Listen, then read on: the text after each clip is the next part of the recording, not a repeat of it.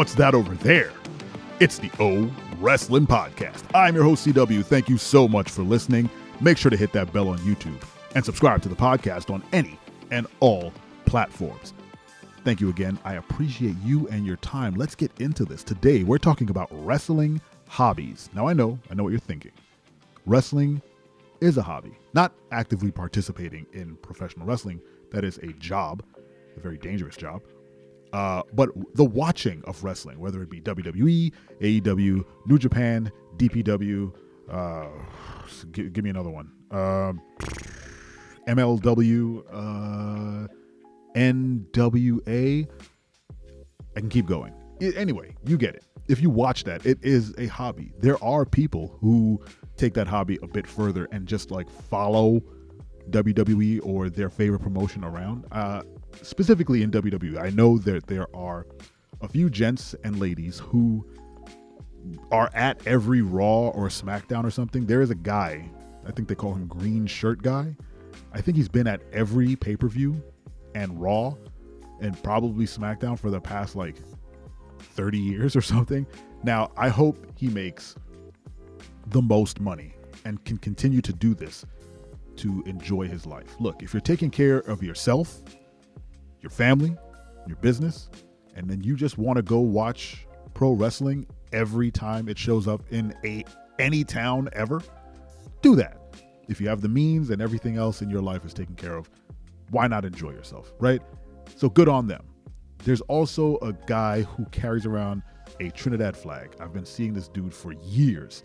He sits ringside, either in the front row or like a couple rows behind, and he just holds up a Trinidad flag the entire time, the entire show. He'll just have the flag up, and it's become a thing. Like, I've seen people on WWE Reddit asking, who is this guy and what is this flag? First of all, Google exists. Just Google the flag. It's very simple. It's the Trinidadian flag.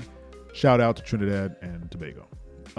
Second, how awesome is that? Like, if you are a hobbyist and you love watching wrestling, can you imagine being those guys or gals who are able to do what they're doing, show up to every other pay-per-view or Raw or SmackDown or whatever. I was going to say main event, but main event is just Raw. That's great. That's a great hobby. But outside of that very, very expensive hobby, there are things for regular folks like you or me to do that can be considered a wrestling hobby. For instance, collecting wrestling figures. Now, shout out to Dad's First Time, twitch.tv/Dad's First Time. He has a very extensive, very amazing wrestling figure collection. He's been doing it for decades. That's right, decades. We're old. And when I helped him move into one of his apartments, we transferred all his stuff over to this new place, and he ended up buying a glass glass enclosure for all these wrestling figures, and looking at them all in one place, kind of displayed out. It was impressive. He's got versions of different 80s wrestlers. I mean, the figures are immaculate. They're all intact. Back when we were in high school, figures were a big thing.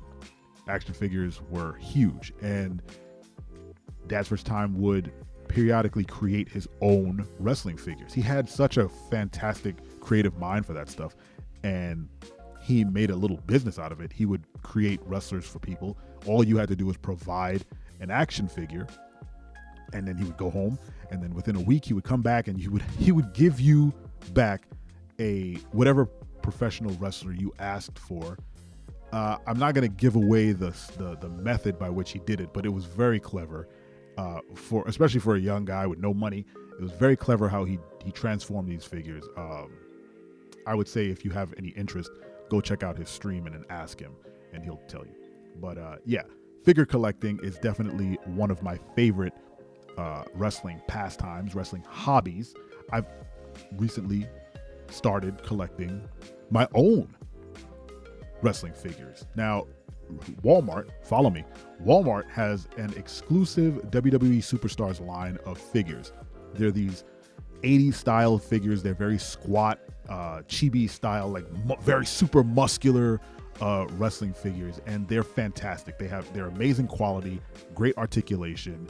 The detail in the faces are exquisite, and the gear that they come with like sunglasses and capes and all their vests and rubber boots and stuff. It's very, not only is it authentic, but it's so well produced. I was like, I can't not buy this. The first two that I picked up, the first two that I got were Papa Shango and The Undertaker. Two of the greatest characters, just like the action figures. They're fantastic. They're amazing. Papa Shango looks exactly like Papa Shango. Undertaker, it's the old with the wide brim hat Undertaker, and the hat is great. He has a nice jacket. The jacket, the quality of the material is amazing. It's fantastic. So I'm on a mission to collect these figures. I've also purchased Shawn Michaels and the Outsiders. They look great. I just got them in the mail. I'm looking for a Macho Man. I'm looking for the Mankind. I'm looking for the WWE Superstars action figure from Mr. T. It is an amazing figure, and I need it. I need it in my life. I'm going to find it. I'm going to go to every Walmart if I can. I'm not. Another wrestling hobby is the collecting of WWE Championship belts. If you haven't lifted one of these belts before, one of these replica belts, they are heavy. It is a heavy, hefty, expensive hobby to collect these titles, but certainly worthwhile. It is. There's nothing quite like having the heft and shimmering gold of a WWE or wrestling title in your house. Those belts, you don't get the full sort of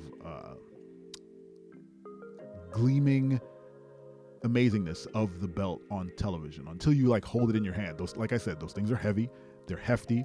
Can you imagine just every time I see Roman Reigns carrying both of those titles, I'm like, that is a workout in itself. It's not like it's 20 pounds or something, but it's a couple pounds of leather and metal. But definitely people have walls and walls of every championship belt that's ever been made. Well, replicas, obviously. But then there's you take it a step further, and wrestlers, when they win a title, they get a replica of that belt. Someone like The Miz was drilling them into his wall. If you go back and watch some of the old Up, Up, Down, Down shows where Miz and Xavier Woods played Street Fighter for the rights to Miz's titles, spoilers, Xavier Woods washes his ass, just completely takes all his titles off his wall. So much so that Miz started putting up Maurice's Diva title. You can't just gamble your wife's title away. It was a problem. I think they just had to stop at some point. They were like, look, we can't keep stealing all your stuff. Now, I don't know if Xavier Woods was gracious enough to give those titles back, but his collection was definitely decimated by Xavier Woods.